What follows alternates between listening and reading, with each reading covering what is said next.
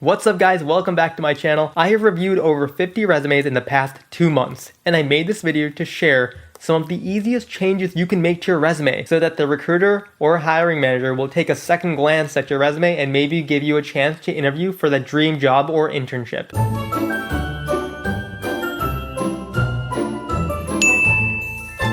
I'm Eesen, a proud graduate of the University of Southern California. I work as a consultant full-time at Workday, but in my part-time, I mentor students and I help them land jobs and internships. Before I jump right into it, I would really appreciate it if you could smash that like button for me. And also hit the subscribe button because I do post videos twice a week to help students and new grads excel. I also want to point out that I do have resume templates in the description box below. I thought it would be useful for you and you can save your time with all the formatting that goes into making a resume from scratch. But please watch this video till the very end because I will be sharing more about how you can use these resume templates effectively and to your advantage. So with that out of the way, let's jump right into it. Topic number 1, the magical resume formula. Quick disclaimer, this formula is not mine. It actually belongs to Laszlo Bock, the former senior vice president of people operations at Google. And he says, with every point you're trying to make on your resume, it should be framed such that you've accomplished X as measured by Y by doing Z. And here's an example that he gives to go along with that.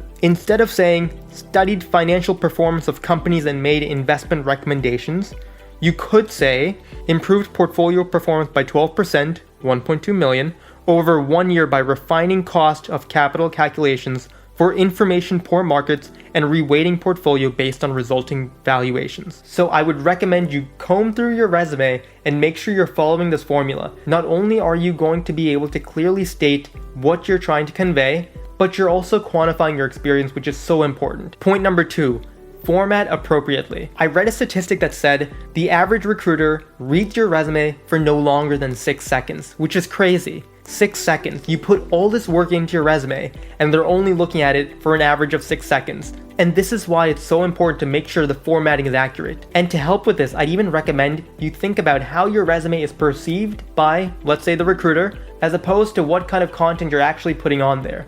Here's what I mean. You can talk about what you were able to accomplish per bullet point at your internship or job, but the recruiter is probably looking for key words related to the internship or job that you're applying to. This is so important. There is no point in having a well thought out resume if the recruiter doesn't find anything worth reading about. Here are 2 resumes side by side right next to each other. If you were the recruiter, which one would you rather spend more time looking at? Probably the one where I've bolded some of the information, right? And that's because you are automatically drawing the recruiter or whoever is reading your resume, you're drawing their eyes to these points, to what you want to emphasize. So make sure you use formatting effectively and appropriately because it can be huge when it comes down to whether or not a recruiter wants to continue looking at your resume and whether they select you to have an interview. Next, make sure you have consistent formatting. Make sure your margins are on point. Make sure you're using single spacing. I would even ensure that the resume is no longer than a page. Now, if you're a PhD candidate or a pre-med student, maybe the structure of your resume is different, but typically a resume is supposed to be no longer than a page. So to that end, I would even recommend you've organized your resume appropriately. Point number 3, personalize your resume. I know it's the easy way to apply to every single role using the same exact resume, but that's simply not effective. You have to change up the resume based on the role. For example, if you're applying to a marketing role, then the theme of your resume should be related to branding.